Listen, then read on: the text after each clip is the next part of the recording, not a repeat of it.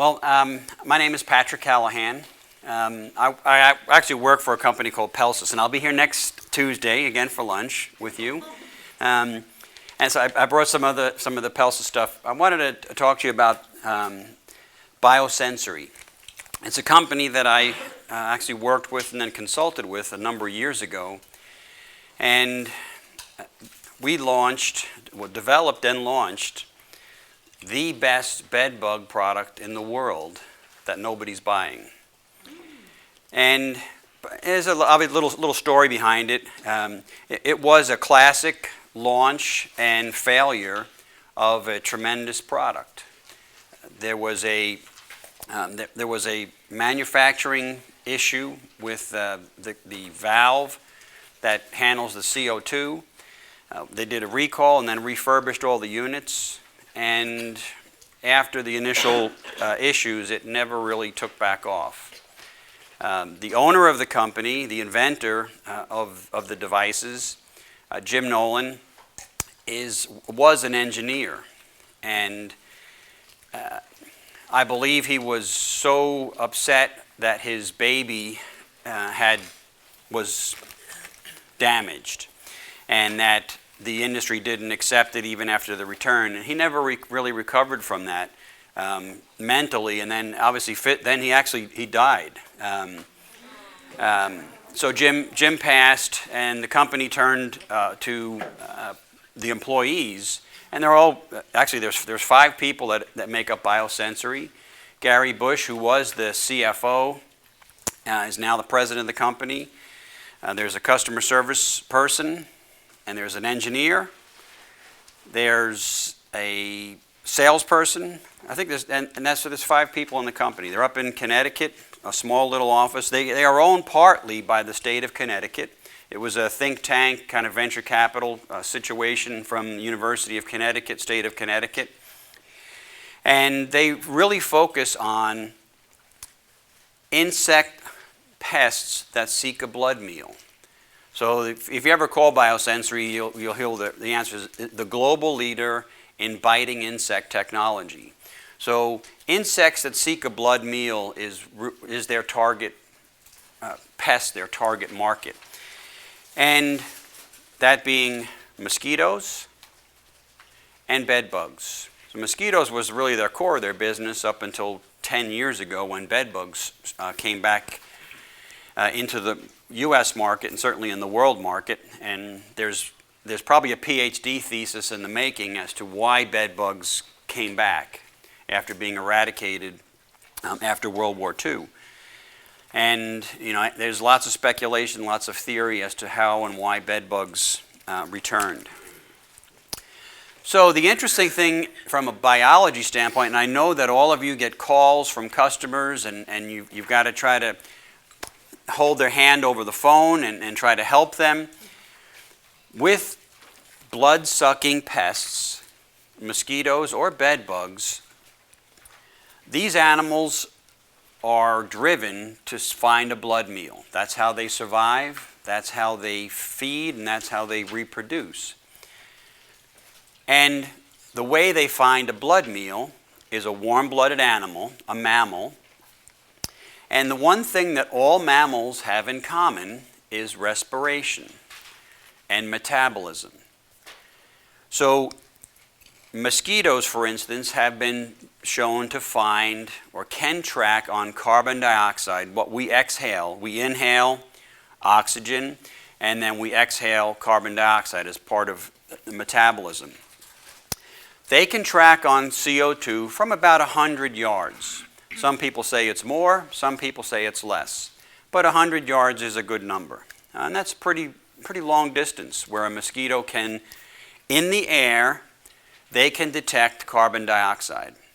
So they start to fly in the direction of the carbon dioxide because in their biology, they believe they're hunting a blood meal. So they're tracking on a blood meal. The second thing that they track on are the oils and other parts of our biological metabolism that we excrete on our skin, our sweat, You may have heard Bobby Corrigan talk about sebum. I mean, I've got a bald head, so I get sweaty and it's kind of oily and greasy. So they track on those materials that are in the oils on our skin. They can smell them. So that's the second thing that they track on. They track on, the terminology often is chiromones, not pheromones, but chiromones. The products of metabolism that we excrete on our skin. So that's the second thing that they track on. So they're flying, in terms of mosquitoes, they're flying in the direction of CO2, and then all of a sudden they smell some CO2 with other ingredients like lactic acid or some other components that we excrete in our skin. And then they know, oh, now I'm definitely tracking on a mammal, so they kind of speed up a little bit. And then the third thing that they can track on is the actual heat from your veins, from your blood. So mosquitoes and bed bugs can sense, in the sense of mosquitoes, it's not even being on your body, they can sense probably from a foot to 2 feet away, which is oftentimes when they're circling around and they're buzzing, they're trying to find your veins. They're trying to find the warmth of the blood, because they know when they land, they have to land and feed fast, because otherwise they're going to get squished. So they can track on those three things: carbon dioxide, the oils and other chemicals that we excrete in our skin, and then the third thing is the heat of our veins, of our body. So bed bugs, again, there's probably lots of discussion and argument from an academic standpoint. Bed bugs can probably detect CO2 from about 20 feet. And that's, again, there's some PhDs will say it's further. Some people say, no, they've got to be closer. But again, a good number is potentially 20 feet. So just like mosquitoes, they start to track towards the blood meal, because they know they need a blood meal, and they know it's a mammal. The next thing they start to look for and smell for are the chiromones. Again, those same materials that you put on your skin or excrete from your skin, and also exhale, so that they can track on there. That way they know they're going to find a mammal. And then the last thing that they look for is heat. And that way they know where the vein is, and then they puncture your skin and they feed. So both pests are hunting for a blood meal. They're searching a blood meal, and they utilize the same biology or the same systems: CO2, chiromones, and then heat.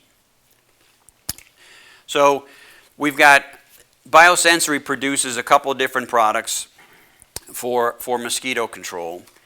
There's one which actually is a machine. Actually, does anybody remember a product called Mosquito Magnet? I mean, it was all the rage about 10 or 15 years ago. The company sold $25 million worth of mosquito magnets. They were bought by, I think, Woodstream. And then that kind of almost went away. I don't know if you still sell mosquito magnets or not. But in essence, a mosquito magnet is a glorified Weber grill. And it utilizes propane, a combustion of propane. One of the byproducts of propane combustion is carbon dioxide. So every time you're out on your back deck grilling, you're calling all the mosquitoes. You're calling all the mosquitoes. So that's what a gas grill is a mosquito magnet. So that's what you're doing when you're grilling outside. So they had a product similar to that, in that, but actually it used a carbon dioxide bottle, and it didn't burn propane. And then you had CO2, you had chiromone lure, and then you had heat. That was a product called Dragonfly. They also have some really good trademarks. I mean, Dragonfly is an insect that feeds on mosquitoes. The Dragonfly is not available right now, but probably within a year, once they work out some issues with the production, the Dragonfly will be back. But they took similar idea from the Dragonfly, again, the same concepts, when they developed this product called the Night Watch. And the Night Watch is a device that you can set it on almost like your home thermostat. You can set it to go off at a certain time and come on a certain time. There is a standard time where it goes on at, if you just want to do it normally, I think it goes on at 10 o'clock at night and then turns off at 5 in the morning, basically when you're sleeping. Most people are sleeping. I mean, some people that work, my wife works nights, so she sleeps during the day. So you could work it during the day if you want. Actually, I've seen it work during the day, and in a house where there were a lot of bed bugs, and the bed bugs don't care whether it's night or day. They do know if they're hungry or if there's a mammal in the room, they will go for a blood meal. Generally, it's associated with nighttime sleeping, but if they need to feed and there's a mammal in the room, they're going to attract it.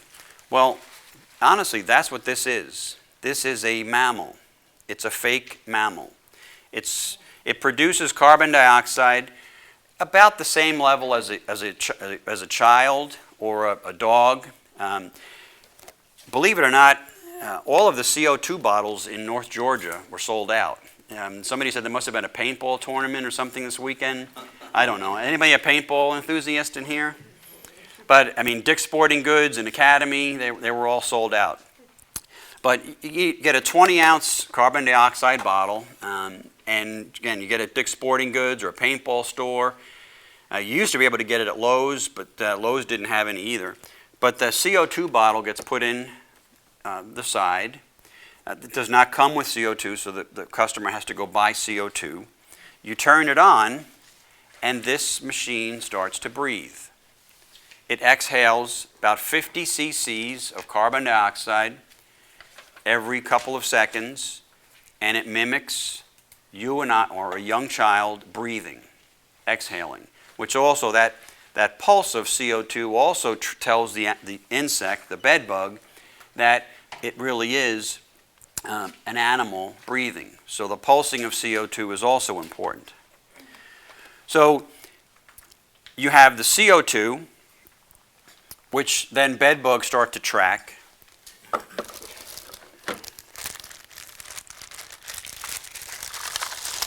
There is a lure. I always call this affectionately the sweat box, which sits on top, and it smells like sweat. It stinks. So you set that on top, and this is a heating grid. So this sits on top of the heating grid. It heats the sweat. It goes up into the air, and the bed bugs just come a-running. And this is the most incredible active bed bug monitoring tool. So everything else that you sell currently, those cups that catch bed bugs, I think there's been several companies that have launched products. I think FMC has a product. Sensi, Bedbug Central has a product. And I think they produce something where you get some initial creation of CO2, and then it dissipates, but then it has other things that attract bed bugs as well. But this is an active bed bug monitor. So the other interesting component to it as well are these rails, or the ramps. Believe it or not, a lot of research went into the creation of these. Bed bugs like to crawl vertical surfaces, and they like to crawl on, this is felt. They like to, because obviously they need some help crawling, because they don't have, I forget the biological term for roaches, but it's a little hook where they can get around, they can climb better. And bed bugs don't have that on their legs, so that they really can't crawl very well unless there's something that they can grab onto. So they like a vertical surface. They like a rough surface so that they can crawl and climb. And then they climb up here and they fall in a pitfall trap, which is like the discs that you're selling now. The bed bugs fall in there, they fall down, they can't get out. They can't get up. So I've fallen and I can't get up. And so this tray gets full of bed bugs. So you've got the vertical climbing surface. It's a felt material. They fall into this slick trap. It's called a pitfall trap. And they fall in and they can't get out. You just dump them out. You can dump them into a garbage bag, spray them with some, if you want to kill them, if you want to really make sure that they're dead. More than likely, if they're in here, they'll probably desiccate from the heating grid. So they may be dead, but if not, you can certainly spray them with something. You could apply some Cymexa or some desiccant dust to completely kill them and dry them out. And that's the night watch. It's basically a mammal mimic, that it mimics the breathing, the heat, and the excretion on the skin of a mammal. And bed bugs will track on it, and I've seen it in operation, in action, and it truly is a very, very effective, active monitor for bed bugs. Where would you place that in the bedroom? I would place it next to the bed. Headboard, probably. Yeah. You know, the question comes up, well, if, and this is also, I mean, basically when you launch a new product, everybody tries to figure out why I shouldn't buy it, why it's no good. And if you were in the room and the machine was in the room, would the bed bugs go to you or the machine? I don't know. More than likely, whoever's closer. If the bed bug harborage is here, the person is here, and the machine is here, I suspect they'll go to the person first. So, but if the person's not in the room and the device is working and operating, well then that's the mammal, that's what the bed bugs will think is the mammal. When we first carried this product, we were actually instructed to have it in empty rooms. So this is, you know, to monitor and to inspect. So it wasn't something that you would tell somebody necessarily to put in the room while they're sleeping in there to attract, so that it would get the bed bugs and they wouldn't. Yeah, no, correct. Because I mean, there's no reason you couldn't be in the room with it on, but truly the best scenario is that if there's not a mammal in the room, a person, a child, a dog, or a cat, then they will track on the machine and they'll get trapped. You know, some people ask the question, well, you know, is the CO, am I going to get asphyxiated from the CO2? Well, no, because unless you get asphyxiated when your child or daughter or dog or cat are breathing in the room with you too. So it's not creating a mass amount of CO2 in the room. It would be the same as someone else in the room breathing with you. I have a question. So like Jill, for instance, like if we have a customer who, you know, we have these customers who want to leave their house, they don't want to stay there, they want to go and treat. Could you use that and treat at the same time? Why not? And like if they, Apartment buildings, hotels, dorms, they've all used, those were our main customers, and also PCOs, and they would put it in a place that's already been treated and leave it for a couple days to see if the treatment worked. Okay. Actually, the interesting thing, I mean, that's a great.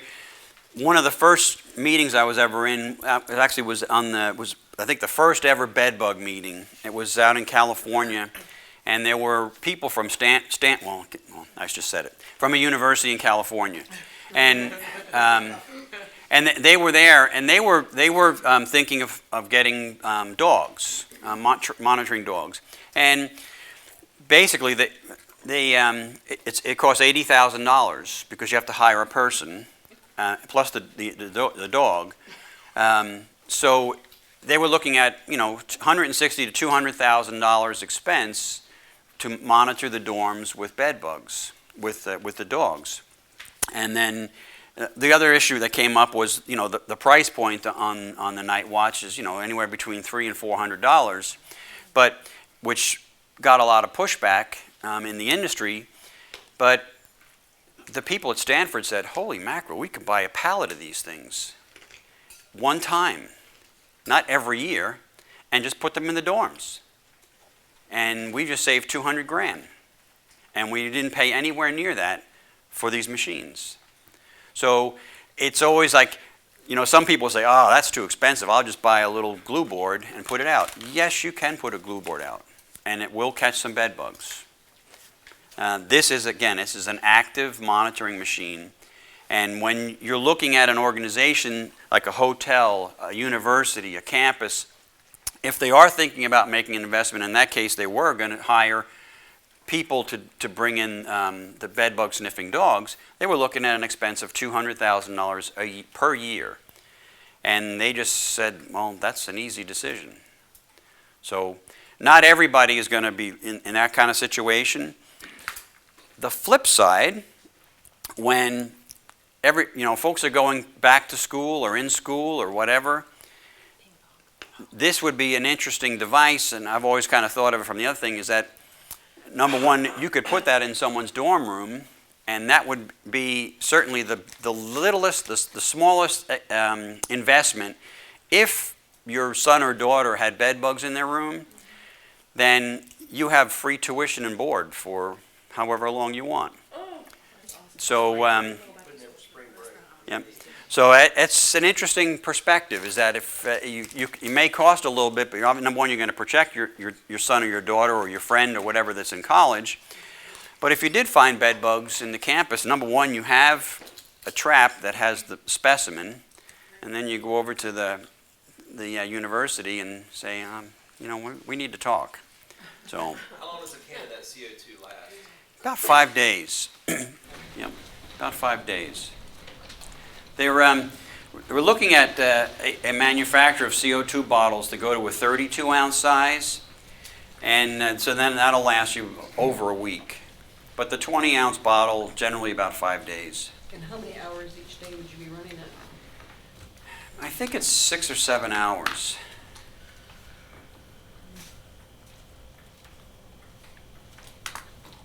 Yeah, 10 to 4 6 hours. But it's and as you mentioned that when this product came out, it was revolutionary, and it did have a technical issue with because you are dealing with high pressure gas. I mean, that is the one thing in those CO2 bottles. It's high pressure gas, so they did need a pretty sturdy. If you look in there, you can see it's a pretty hefty valve in there that's letting the CO2 out. Inside the brain, this is your brains here, is a software that tells the gap to open up every so many seconds and to release 50 cc's of CO2. So in here you've got a board that controls the timer, but it also controls the valve to open and close as if a small child was breathing. So you basically have the brain and the body, the armpits. Now, is that sticky before it melts down, or is it? Actually, it does melt down. I don't know if it's. I was trying to shake it. If it's like a gel, you pull this. There's a little seal off there. You pull that off, and then there's an opening, and then the scent comes out. I mean, you can smell it. I mean, And how long does We do. a week. 1 week? Yeah. So the sweat box lasts a week, and they come in a pack of 4. So you put this on here, you peel this little sticker off the top, there's a little opening, and then the scent comes out even more. I put this in a Ziploc bag, and then I put it in a container in my car because it does have an odor. So you can reuse that over and over again for about a week's worth of time? Oh yes, absolutely, yeah. Okay. And then this sits on top here. That holds that in there. And that's what it looks like. But it's a really neat device. It does have the good thing for your business is that it has a pretty good price point. So selling one of these will equal selling, thousands of bed bug trays. Not thousands, hundreds of bed bug trays. So it's a pretty good tool, a pretty good price point. How much area does one tray A normal room. So you say, a 10 by 12 room. How much does it retail? Pack of 4? Refills. That's about total cost of On the, you're looking at $25. And it may be different for our side, we provide free shipping. Okay. 30. 5. So, They would buy it local, that's what they would. Standard outlet? yes.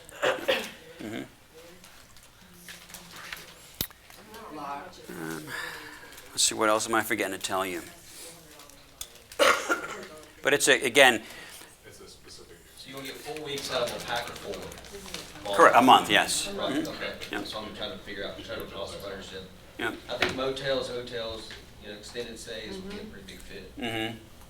Yeah. Do you know how much the CO2 cartridges run? I think they're about $40. And the refill, Purchase one, you can get them refilled. Yeah, yes, refill. yeah, $40 is the fill purchase, and then I think it's about $15 on the refill. It depends on what size it is. Exactly. And I have to admit, I was scurrying I started on Friday to go to Lowe's, and then I went to every Dick's Sporting Goods, and all they thought was that maybe there was some kind of a paintball tournament this weekend here in Georgia, in Atlanta area, because everybody was out of CO2 bottles. So, but the CO2 bottle it does fit in the case. That's what this is designed to go around the CO2 bottle. They actually are in discussions with the people at SodaStream. That they make the dispensers, the carbonated, that they have CO2 bottles. The valve is a little bit different, but they may be able to develop a connection. But for now, Dick's Sporting Goods, Academy, and I guess and any other store that feature, I would suspect Cabela's, Bass Pro would have them if they're selling paintball equipment. And again, Lowe's used to have them in the tool world because they sell, compressed air, nail guns, and all those other things, and they used to sell them for those compressed tools. So. But very effective. I have seen it work. During the day, and the bed bugs just track to it, and they just fall in the trap. And I've seen it work very, very effectively. And obviously, you have as well, selling them. I can share with you that Biosensory last month sold 1,000 of these. So that's a couple $100,000. So the people are starting to realize that they are back on the market. They are available, and so it's a really good tool. Really good tool. How well does it work without the odor thing? Well, actually, they did tests. It's a great question. They did an analysis of CO2, just using CO2. And CO2 does attract bed bugs. And actually, that's probably the number one thing that attracts bed bugs. So all the other bed bug products on the market, without the CO2, they're not as effective. CO2 is the number one tracker. Because number one, the bed bugs can sense it from far enough away, and they associate that with the blood meal, and they start moving towards it. So they did tests with CO2, they did tests with the lure, they did tests with the heating grid, each individually by themselves, and then they did a combination of this and this. So if the customer didn't want to go through the hassle of buying a CO2 bottle, they could run it with heat and the sweat box, and it would work pretty well without CO2. With the CO2, it would be exponential increase. But if they didn't want to buy CO2, they don't have to. You can just use it with the heat and the sweat box, and it'll still work. So, you could, again, for all the what's Susan's product? Susan McKnight's The climb up? the Climb Up. Yeah, the Climb Up. Actually, Susan worked with Biosensory, and then she left Biosensory and then started her own company and developed the Climb Up. And you could use these sweat boxes in a Climb Up. So if a customer's buying, a way for you to upsell, if they don't want to spend $300, you could add a sweat box, a octanol lure, a bed bug lure, to the Climb Up, or to any other of the products you're selling. So it's a way for you to upsell those customers that are more economy conscious, and there's obviously going to be lots of folks that do that. You could put this in the middle of a glue board. So that's another thing you could do. You could just sell the octanol lures, So they don't have to heat up to, yeah, they can just. Well, it works better when it's evaporating and it's going up into the air. But once you peel that off, I mean, you may be able to smell them all the way on the other side of the room already, but you could smell them probably in this area. I can. So How hot does the top nut get?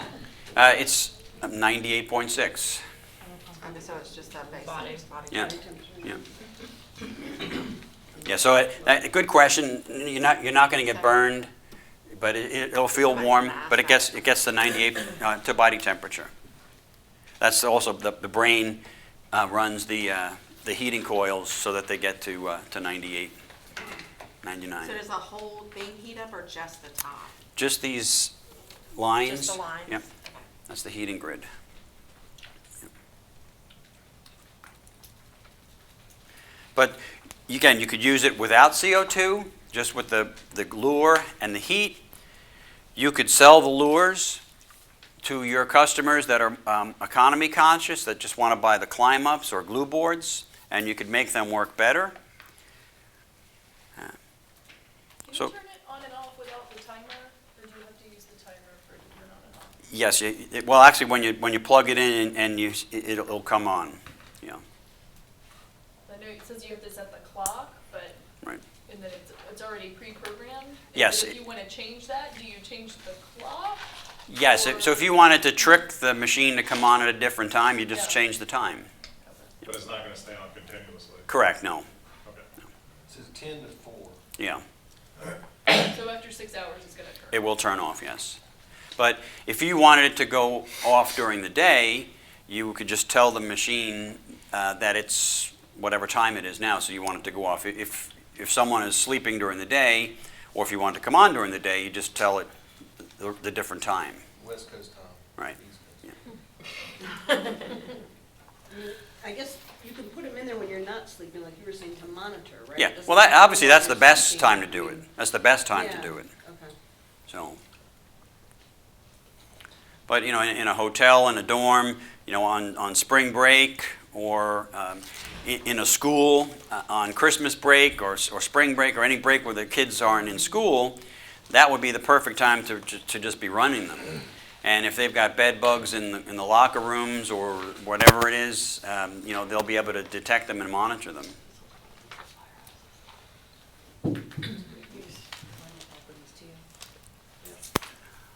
Any other questions on the night watch? All right. We'll talk a little bit about then the mosquito products. If you excuse me for a little. They've got a product called the Mosquito Cognito. And you sell a product similar to this. I think it's called Thermacell. And the interesting, Thermacell does use the same technology, the same concepts of biology. They have a little cartridge that emits CO2, has heat. I'm not sure if they've got a lure or not, but it's got heat and then a grid. But those CO2 cartridges, they run, I think it's one shot, and you've got to keep buying them. So a Thermacell probably costs you $100 to $200 to run in a month, and this would cost you $39, and it would run 3 months. You get 6 hours or more Yeah. out of this cartridge, Right. I use one on the weekend. Okay. Yeah. So if you use it at night, so that's one night. So if you use it over a couple of nights, you could use it 2 hours a night. You can get it over a weekend. But the device is like this, you've got a lure. I mean, actually, not a lure. It's a Yeah, it's not.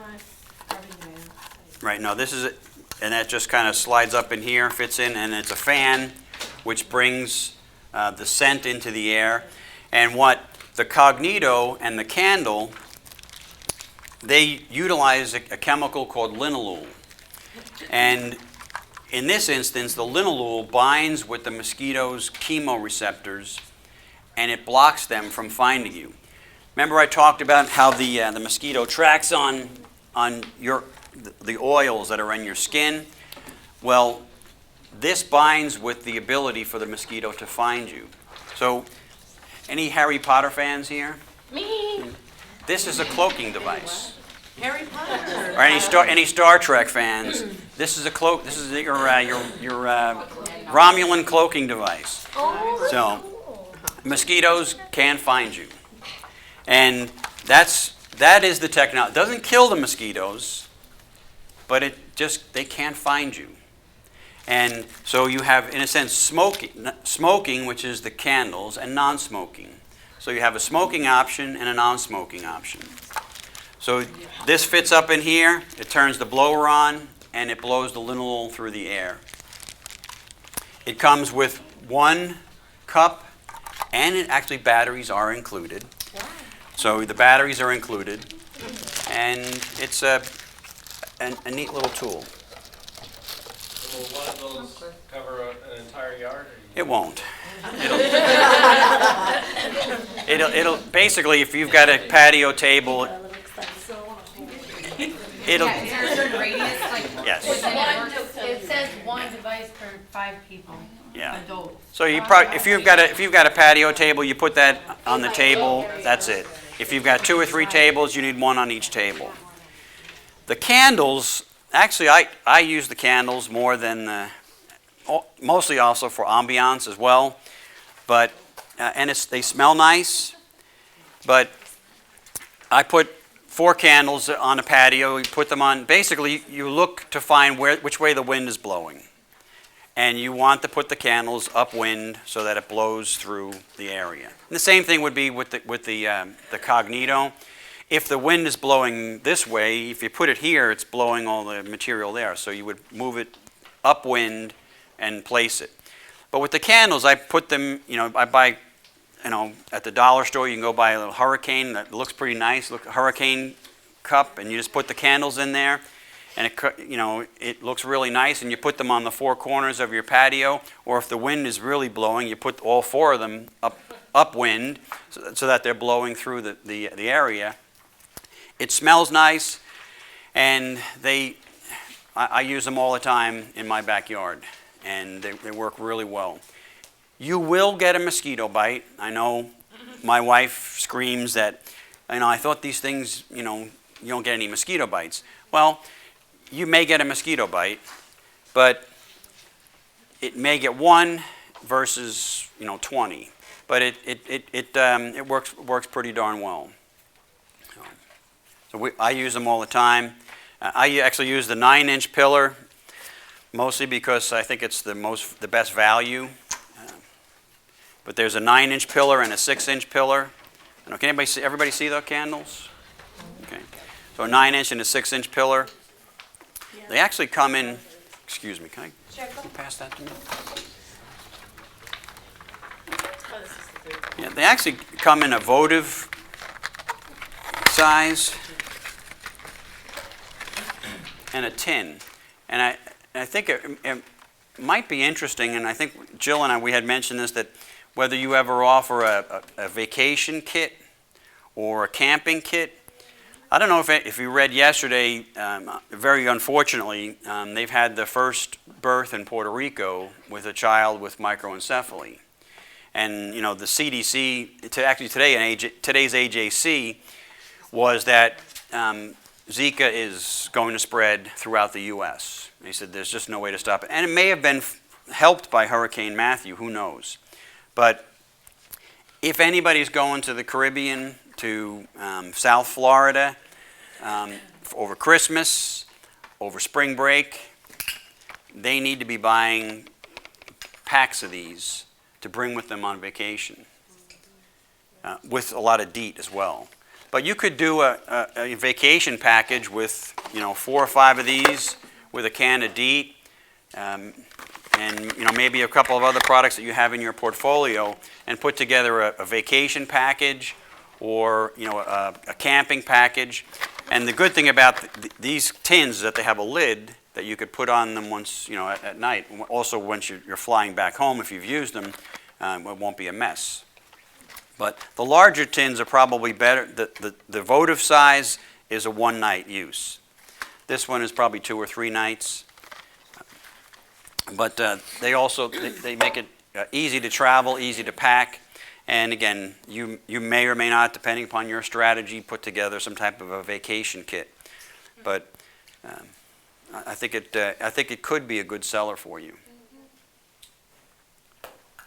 But they do not kill mosquitoes. They just make you more difficult for the mosquitoes to find. So you have a smoking version, which is the candles, and a non-smoking version, which is the dispenser, the Cognito. The Cognito might be a little bit tougher to pack in a bag. Certainly for camping it won't be bad, but if you're driving to Florida, that's no big deal. Or if you're driving to the Gulf, it's not a big deal. You could pack a Cognito without a problem. If you're flying somewhere, the Cognito may be a little bit tougher to pack. The candles would be a pretty easy thing to do. But the candles do work very well. I like them better than the dispenser. The only thing with the candles, obviously they can be blown out by the wind, and you got to go light them again. With this, you don't have to worry about it, the candles being blown out.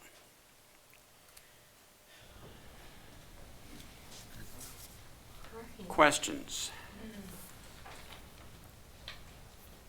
So you've got the concealed candles, 6-inch, 9-inch pillars. You have the tin. Oh, do you get a lot of calls from restaurants? Like patios and stuff? Yeah. They actually have no, that's broken. They have a rock glass, which I would show you, but it's cracked. So it's on the rocks glass with the candle in it. So you could put that on the table at a restaurant, and it looks nicer. I mean, the tin in a campground or in a barbecue place, the tin would probably go fine. But in a nicer restaurant, they would probably want a glass material. Does it have much of a smell to it? Yes, it does. It smells really nice. Burning? Yeah. So the small votive one would go in the glass ones that you said was broke, or? No, the votive style, that has a tin itself. You can put a lid on it. So, Now, you know how citronella, you can smell it burning? citronella is nasty. That's what it is. Does it smell decent? It smells nice. Any burning ban going on right now? How many people buy Aveda products? Anybody buy Aveda products? What's that? Hair, lotions. If you actually, I drive my wife nuts. I read the labels everywhere on everything. If you read the ingredients, there's linalool in a lot of, which is this, what's in this. So a lot of times what we put on our skin, creams and oils and lotions, either can help us or hurt us. They can be actually attracting flying insects, or they could be repelling it. But there's linalool in actually almost all of the Aveda skin creams and the shampoos. It smells like lemon pledge. So. I just turned it to Consuelo, yeah. I said suntan lotion, they said Fruit Loop. Fruit Loops. It does have a lemon scent. Like Fruit Loop. I thought Jeremiah said Fruit Loop.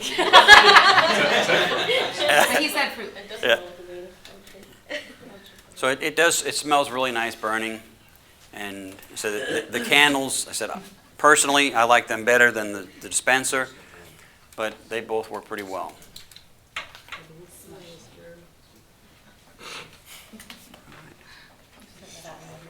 I kind of went through them all. I do have, so I'll be back next Tuesday to kind of review the Pelsis line. And again, I want to thank you for all you do with our fly lights right now. And we'll talk a little bit about some new products that we're going to be introducing. We launched at Pest World in Seattle last week.